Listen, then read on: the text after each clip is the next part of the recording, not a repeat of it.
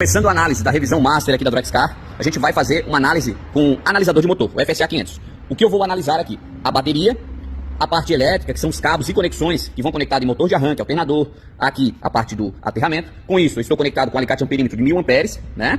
Aqui a alimentação e o teste de bateria e a temperatura do motor, que é necessário, pois tem uma diferença de resistência na hora da partida e o aparelho ele calcula e faz essa métrica. Aqui a gente consegue analisar a resistência interna da bateria, o ideal seria próximo de 8, 8,5.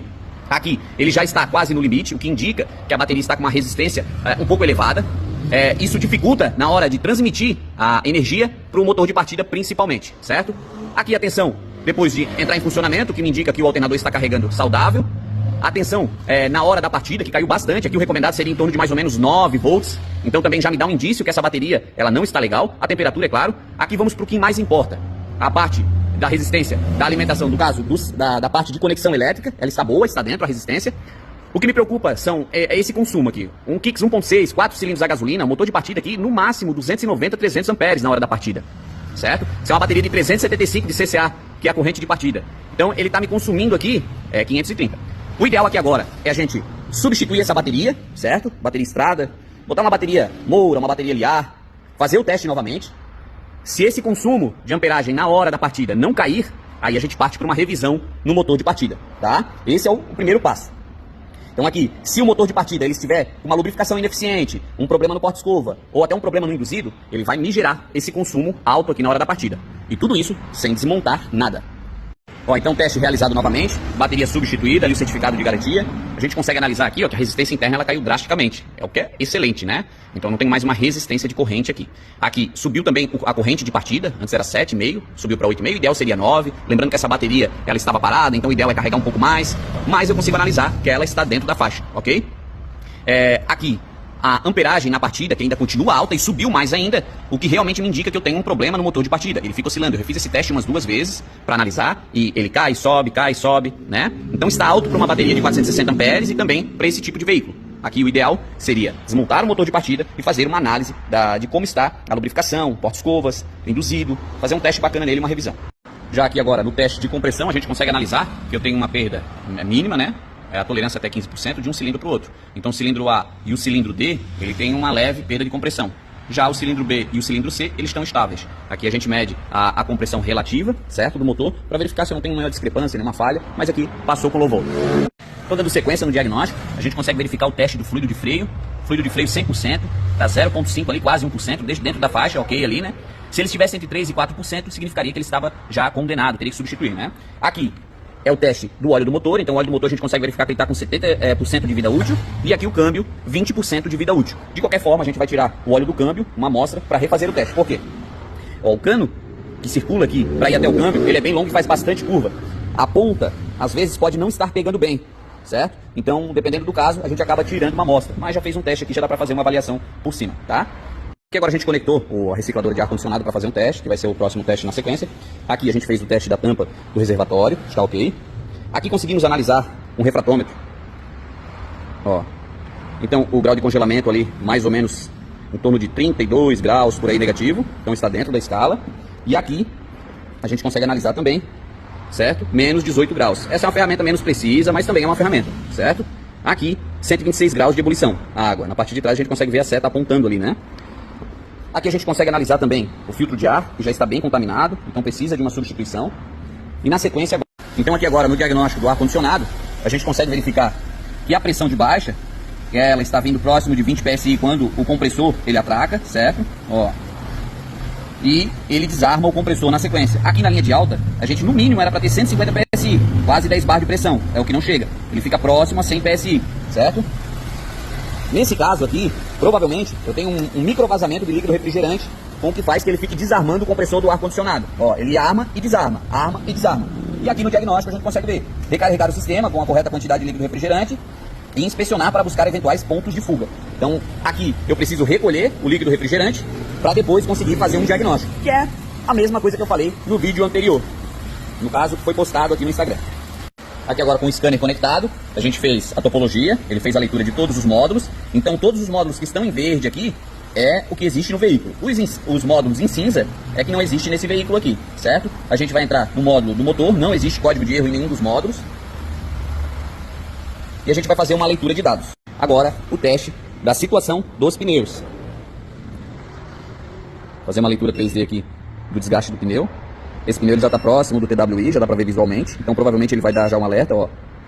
Dá para rodar um tempo ainda, porém, ele já está quase no final de vida.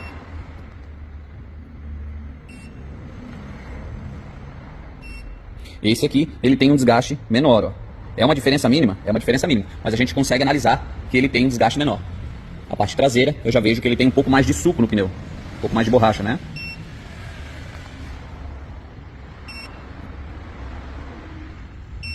Ó, ele deu verdinho.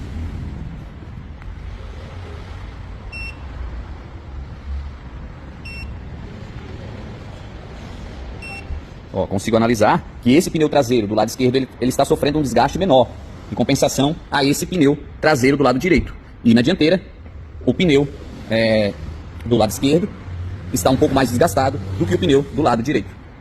Agora fazer um teste na suspensão para verificar buchas de balança, barra axial, terminais de direção, coxinho superior do amortecedor, entre outras coisas.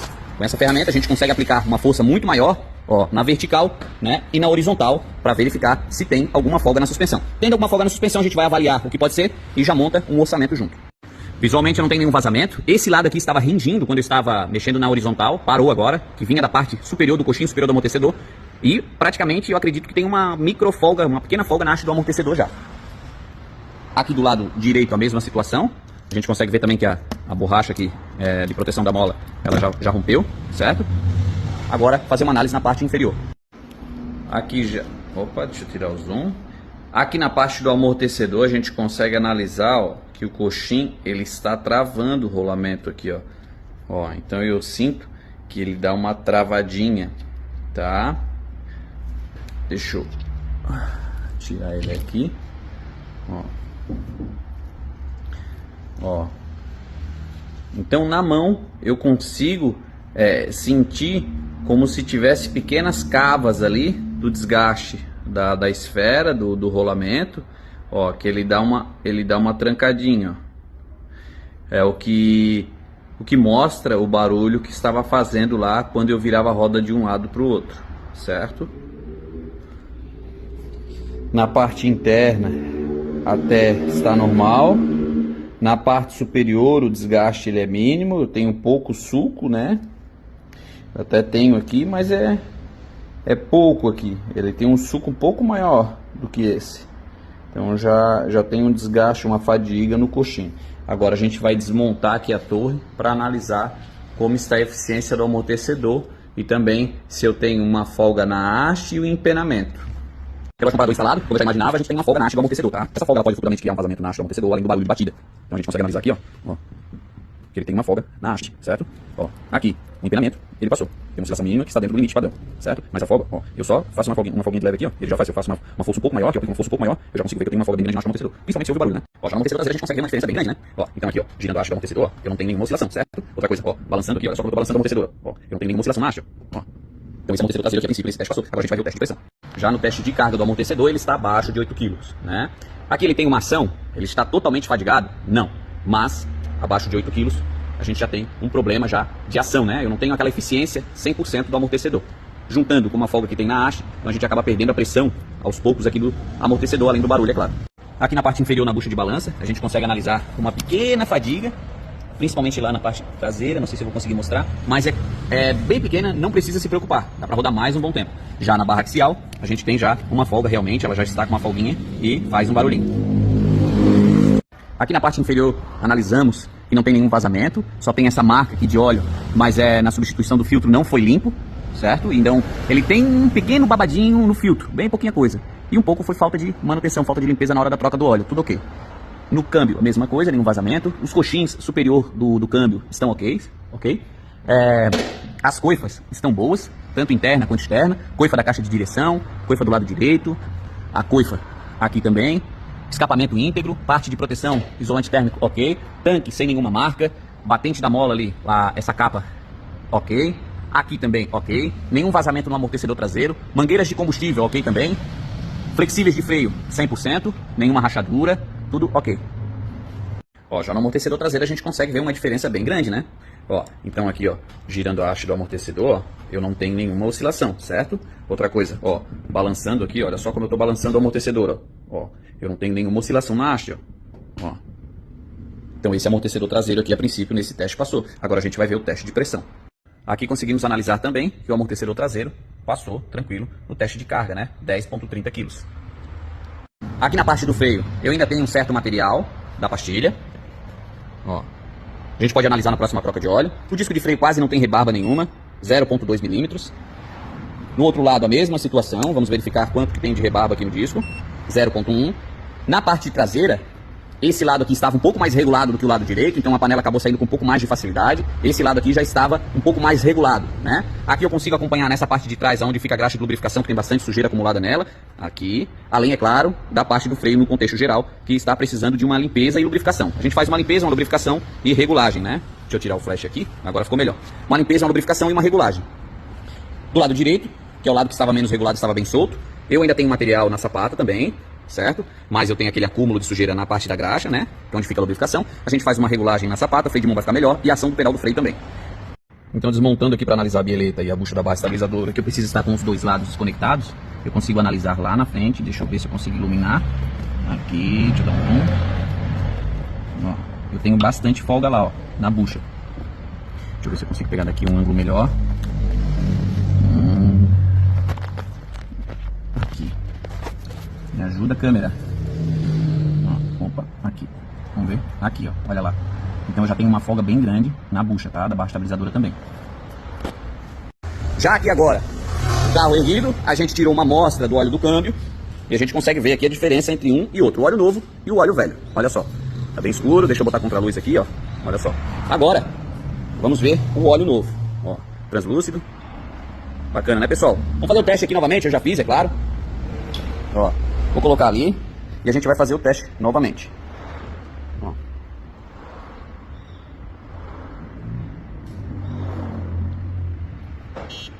Fechou. Pessoal, nem vou limpar a sonda, tá? Eu vou pegar com o óleo velho aqui, ó, e vou colocar dentro do óleo novo. Vamos fazer o teste pra ver?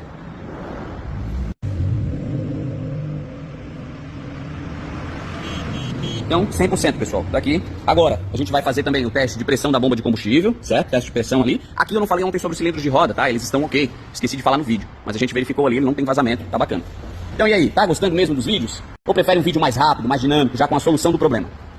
Então aqui, pessoal, na enciclopédia, certo? Manual técnico 4.2 bar. A gente já fez o teste ali com a ferramenta de pressão e passou no teste. Agora o que a gente vai fazer? Desliguei o veículo e vamos esperar se a pressão vai cair muito. Ela tem que manter uma certa pressão na linha para a próxima partida. Fechou?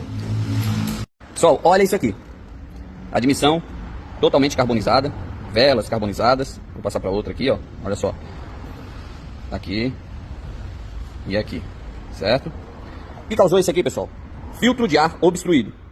Filtro de ar obstruído não é apenas um consumo excessivo de combustível ou a poeira que acaba entrando para dentro do cilindro e sendo queimado ali na câmara de combustão. O filtro de ar obstruído acaba gerando uma pressão negativa em excesso dentro da admissão. Automaticamente essa admissão acumula óleo, que é o que está acontecendo aqui, certo? E aqui a gente consegue ver que está escorrendo aqui onde eu tirei a admissão.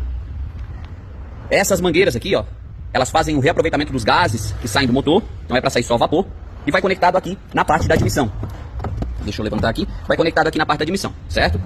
Como eu acabo trancando a passagem de entrada de ar aqui no motor, pelo filtro obstruído, ele vai puxar por onde? Ele vai puxar por aqui, acumulando esse óleo dentro da admissão e carbonizando velas de ignição, carbonizando válvulas, carbonizando a cabeça do pistão, câmara de combustão, aonde eu tenho um excesso de combustível, uma perda de desempenho, marcha lenta irregular e muito mais. Além, é claro, de consumo de óleo. E o filtro obstruído, que é uma peça super barata, manutenção preventiva, acaba gerando esse prejuízo gigantesco ao longo do tempo. Sabia disso? Que saem do motor, não é para sair só vapor, e vai conectado aqui na parte da admissão. Deixa eu levantar aqui. Vai conectado aqui na parte da admissão, certo?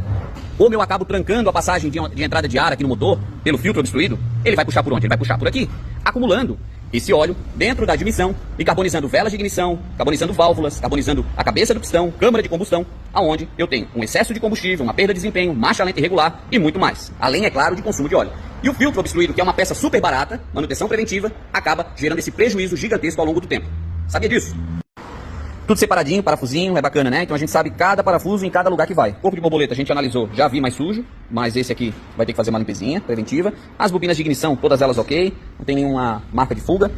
Vela de ignição, resistência ok e abertura do eletrodo. Porém, na desmontagem, uma quebrou. Ela já tinha uma fissurazinha, provavelmente. Na hora que fez um torquezinho aqui para soltar ela, ela trincou. Tirei as pecinhas, tem um pouco mais dentro do aspirador. A gente fez uma ferramentazinha bacana.